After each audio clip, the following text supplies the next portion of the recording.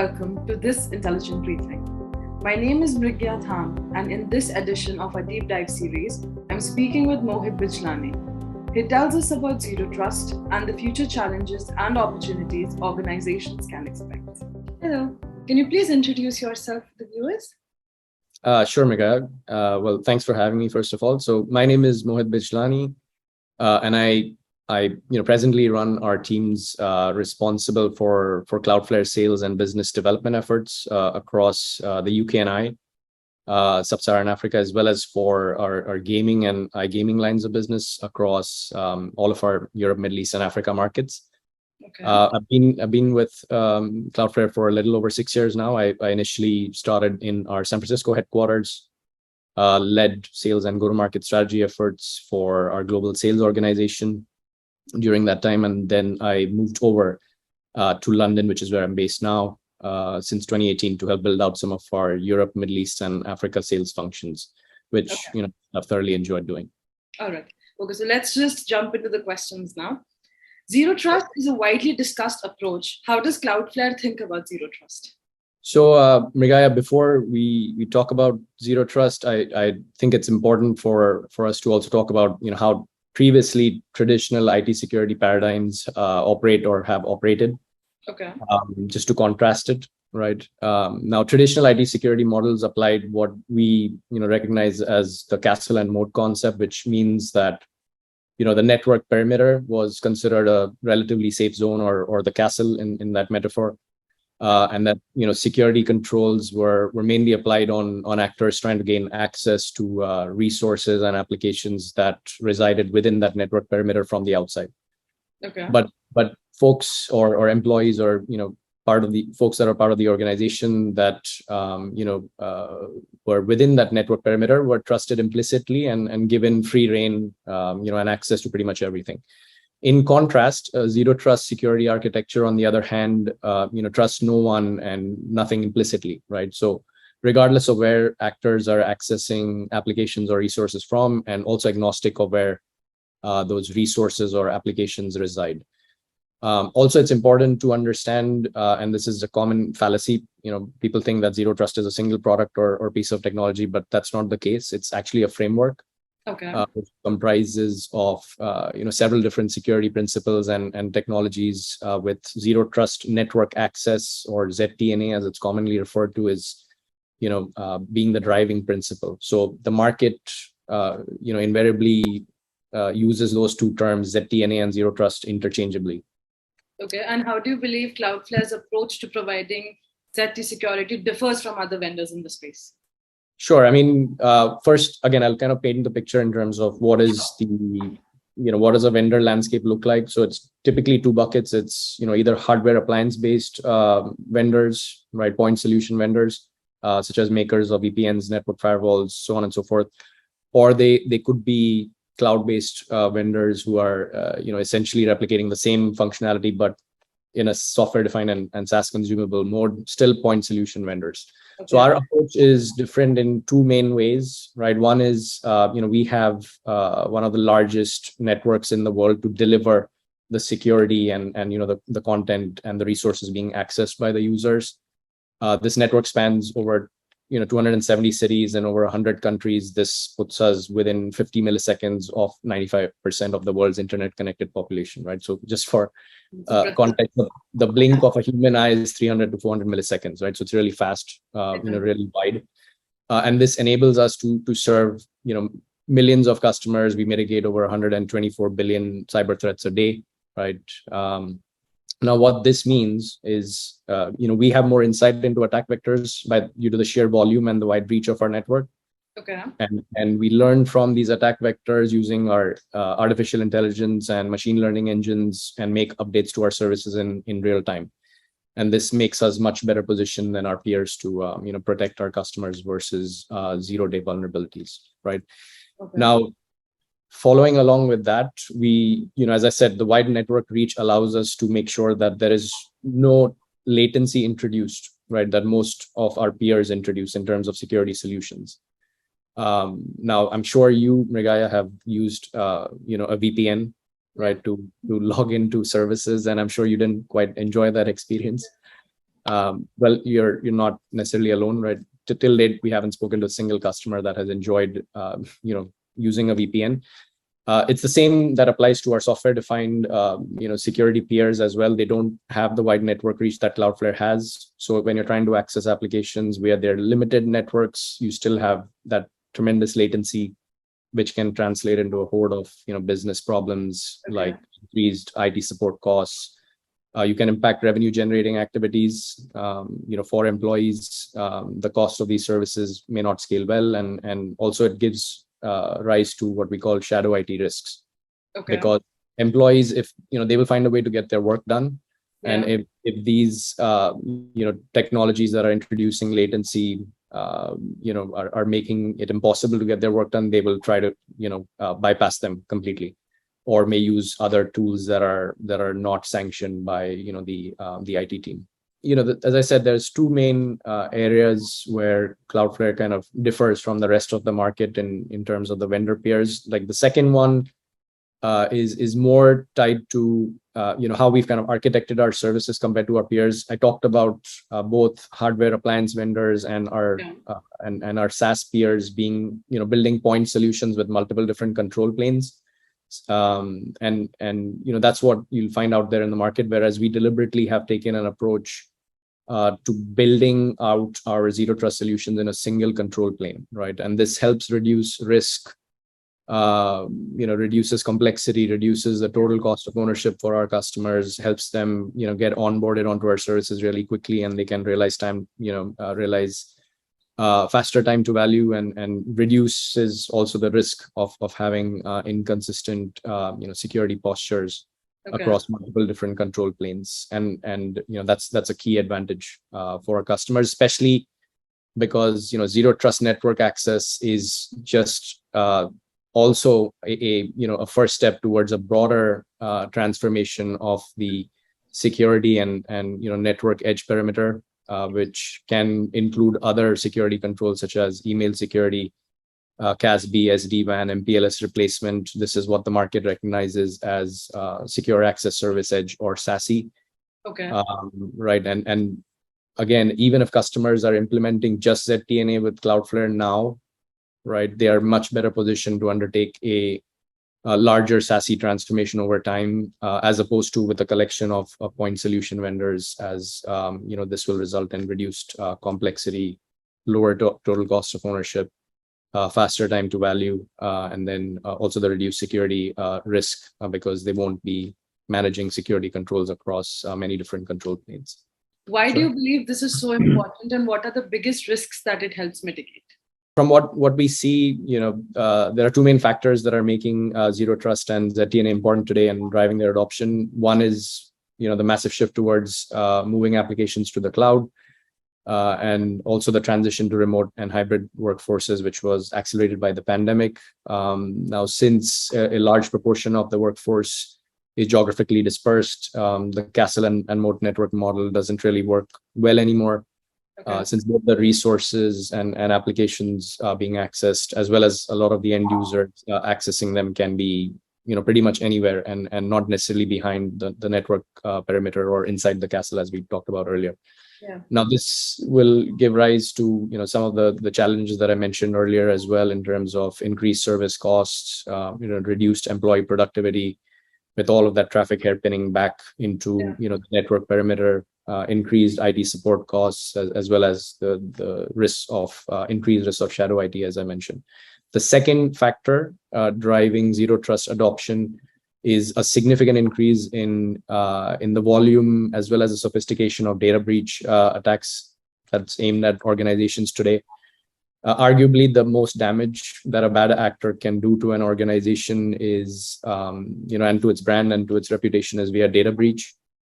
These typically happen when one or more employees' credentials are compromised to gain access to sensitive information. Recently, one of our competitors actually had a breach as well in a similar way. With zero trust network access, again, going back to what that means, you can potentially limit the damage any compromised credentials can lead to, which is also known as reducing the attack surface, given that you don't have by default any trust for any given user, even if they are within the network perimeter or inside an office trying to access applications. And also because you can define and grant access with ZTNA on a per user and a per resource basis. So in terms of the biggest risks, I would say, again, data breaches are by far the largest risk.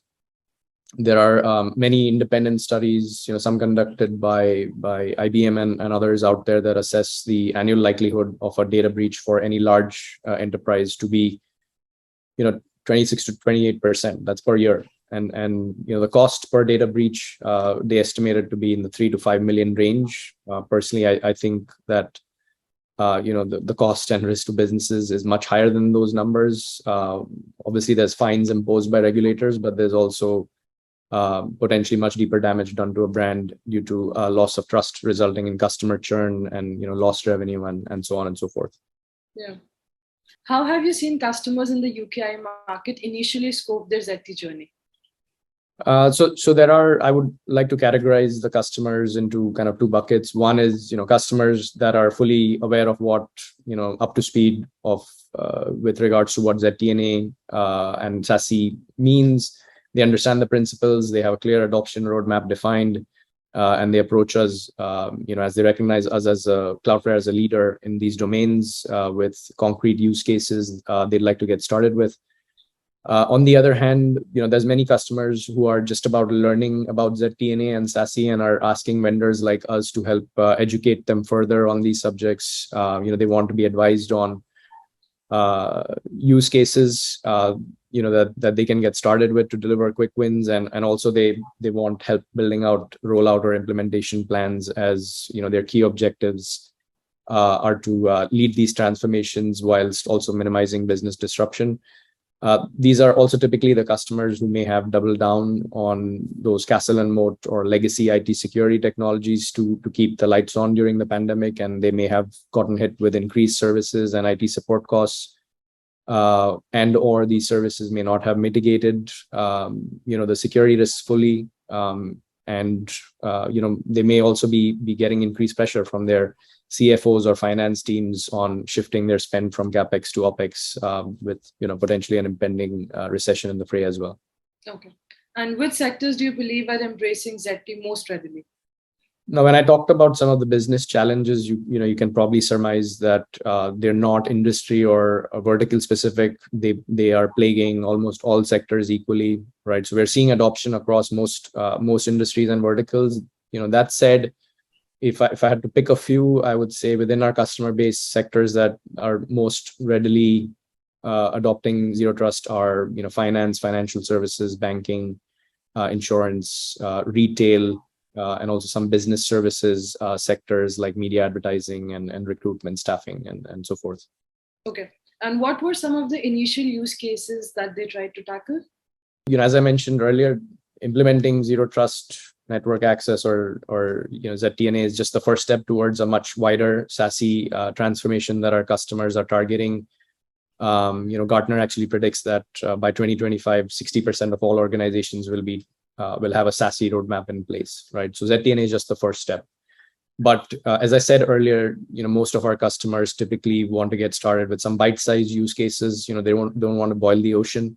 So some of these can be, they want to eliminate shadow IT risk by putting Cloudflare's access or zero trust network access solution in front of the many third-party SaaS or other applications that they may have. Some organizations want to overcome hardware supply chain related lead times tied to security appliances or hardware vendors such as VPNs, and or they may want to shift their spend from capex to opex due to business conditions. There are some customers who are choosing to standardize secure access for all resources, applications, and end users across their entire organization. With our offerings, some of these customers are digital native or born in the cloud customers, whereas some are large enterprises that run vast and hybrid environments. And lastly, many customers want to put in place email security solutions such as our Area 1 offering, because they want to protect against phishing attacks which in turn help mitigate data breach attempts by bad actors. By the way, Mrigaya, I have a question for you. Do you know what percentage of cyber breaches originate from email phishing attacks? No, I would love to know. It's a pretty high number. According to Deloitte, 91% of all cyber breaches originate from phishing emails, which essentially are targeting an organization's employees or people, right? Which, they can be the strongest asset, but also the weakest link in an organization's security posture. And there's many different attack vectors, not just downloading malicious attachments, but malicious links, ransomware, credential harvesting. So there's a lot to be protected against. And these are some of the use cases across the board that we're seeing. Okay. And are there any specific success stories that you would like to point to or discuss? So we are a cybersecurity vendor, and we obviously can't name the customers here, and we want to keep the use cases largely private. But I can talk about the stories behind some of the implementation that we've done. So there's one of the world's most prominent media and advertising firms based out here in London. They rolled out Cloudflare Access to drive secure access to all third-party SaaS applications for over 25,000 employees and third-party end users that were based worldwide.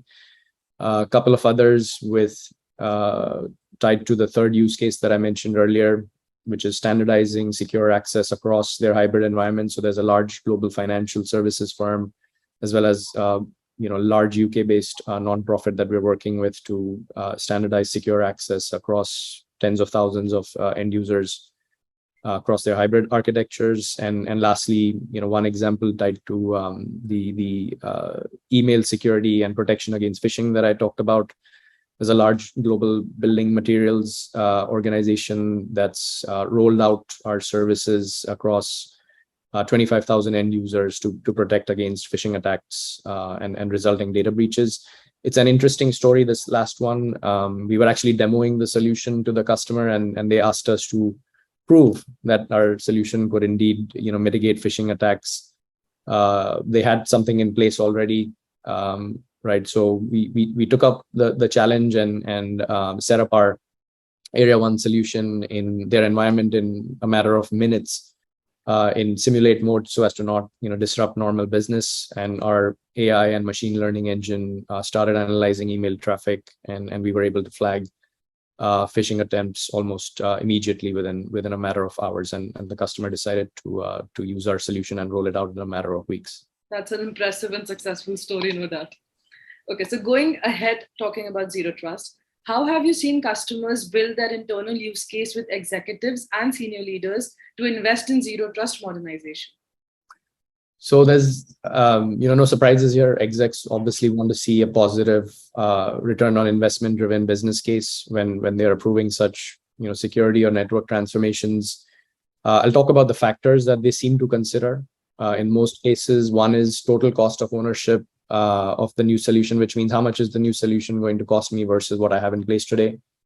What are the incremental savings, right? If a new solution is reducing the attack surface or increasing the security, what are the potential savings I would get from reduced data breaches or reduced risk?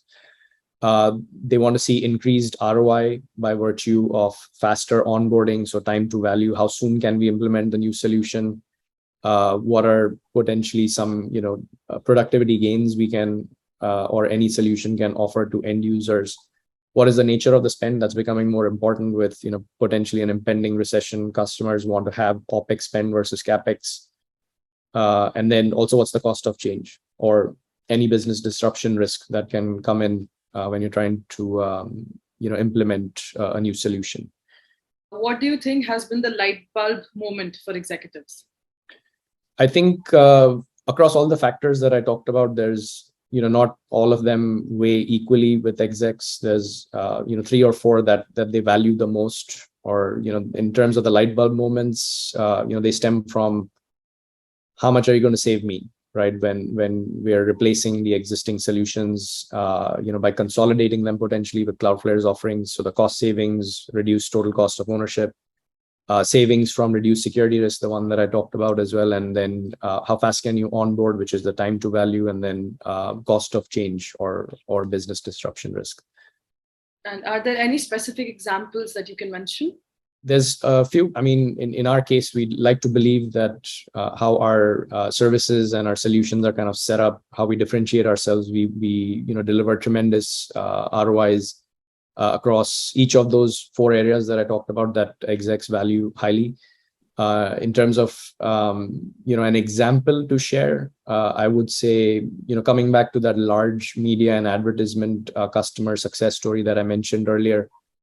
We estimated that we were helping them save up to almost 5 million per year purely by reducing the likelihood of a data breach by protecting some of the attack surface that wasn't previously secured. On reduced total cost of ownership, time to value, and also business disruption risk or reducing business disruption risk. As I said earlier, we have taken a stance of building a single platform that reduces complexity, reduces total cost of ownership. We are very fast to deliver value because all of our services are available via a single dashboard. They're designed to be easy to use and fully programmable via APIs and automatable. So all of those things drives reduced TCO, faster time to value, as well as minimizes business disruption risk and the cost of change. Okay. And are you able to share the typical ROI metrics you help your customers realize? It's important to note that not every customer will see the same ROIs because they vary by the size as well as the nature of the business. On average, some metrics that I can share that we typically see across our customers in terms of reduced total cost of ownership, we see about 30 to 50% reduction. In terms of reducing the attack surface, we see pretty high percentage, almost 95% reduction in the cost of a breach. We see 35% reduction potentially there. We see some other ROIs as well, which I may not have talked about earlier in terms of reducing new employee onboarding time, that we see reduced by almost 60% and almost 40% reduction in latency for end users. A couple of others that I can mention in terms of average ROIs, about 80% reduction in support tickets and 50% faster in terms of time to value or onboarding onto services. As I said, we can get customers onboarded in a matter of days versus month 4 or 5, into a contract with some of our vendor peers that are out there. Okay. And Cloudflare itself has been on the journey adapting zero trust across its 3,000 strong organization. Can you talk about how you made the transition and any challenges that you faced? So in terms of our vision to build services like zero trust and SASE, right? So that was always part of our vision all the way back when the company was founded in 2009. At Cloudflare, we typically have the policy of dog fooding our services. What that means is everything that we release and put in front of our customers, we tend to use ourselves first to help identify any kinks in the services, and that makes them enterprise ready as well. So we try everything on ourselves first before we release those services out there in the market. By the time the pandemic hit, thankfully, we were already on the way of replacing our VPN used by our employees and standardizing secure access with our own Cloudflare Access offering. So the transition didn't quite seem out of the ordinary, as we are used to doing these things with all of our services. The couple of things that I will say are, and this is what I've heard from our CISO, Joe Sullivan. One of the biggest challenges with any IT security or governance change is getting end users or employees to adopt the change. So it's more of a people problem. Even with the best technology investments, your employees can allow for a data breach to happen if they don't adopt the change properly and or in time. Now, getting any change adopted must be done with tremendous amounts of communication with those end users, with the management chains, before, during, and also post the change being rolled out, right? And you also have to put in place some support resources to make sure that you help employees through any potential issues faced during the transition. And the last thing I will say here is, it's important for any business, any organization to have a blame-free culture, especially with regards to bubbling up security issues, because, we're people, we're human, and we tend to make mistakes. This is natural, it's completely fine. But, the environment should be one where you're encouraging employees to flag any incidents openly and without any repercussions for them, right? Such as somebody clicking on a bad link or downloading a suspicious attachment. And that way you can identify breaches early and limit the potential damage of those breaches almost immediately. And the network hardware supply chain shortages are not going away. How can organizations mitigate this by moving workload to the cloud? I think that's correct. In my view, demand for hardware chips will continue to outpace the supply, and it's going to be the hyperscalers, the AWSs, the Googles, Azures, and others in particular that will continue to drive down chip shortages, and this will result in increased delivery lead times for networking and, for that matter, all hardware appliances. This is what we're seeing currently, with delivery lead times ballooning to almost 4 to 8 months with hardware appliance vendors. I believe this trend will only continue, and businesses will find it more and more expensive, more and more time consuming to buy network hardware, and this will only accelerate the need for businesses to eventually transition to infrastructure as a service, platform as a service, and software as a service offerings in this arena. Now, by digitizing or cloudifying their edge networking and security stacks, businesses can offload these problems to the right vendors, ones that are well equipped to deal with these supply chain challenges, and also be able to take advantage of cost and scaling efficiencies that most of cloud vendors like Cloudflare have to offer. And are there any parting thoughts or anything that you would like to add to the discussion? In summary, I'll just close with what I said earlier. Moving to zero trust or a ZTNA architecture is merely the first step of a broader network transformation undertaking for any business. This is, in my view, it is inevitable, given some of the macro shifts that we talked about, the hardware chip shortages, as well as transitioning to the cloud and transitioning to remote or hybrid work forces. Now, digitizing an entire corporate network can be a big undertaking. It can seem daunting for organizations, but now is the time that businesses need to invest in at least developing a roadmap for the same, if they haven't done so already. The advice that I would have for CIOs, CISOs, and heads of IT is to not try to reinvent the wheel here. They can rely on industry peers like Cloudflare to share both successes and failures from implementations that we've done, and are leading in the market. And that way we can, help both accelerate and de-risk any such transformation journeys for those businesses together. Thank you so much for this wonderful and insightful discussion. It's been a pleasure. Thank you.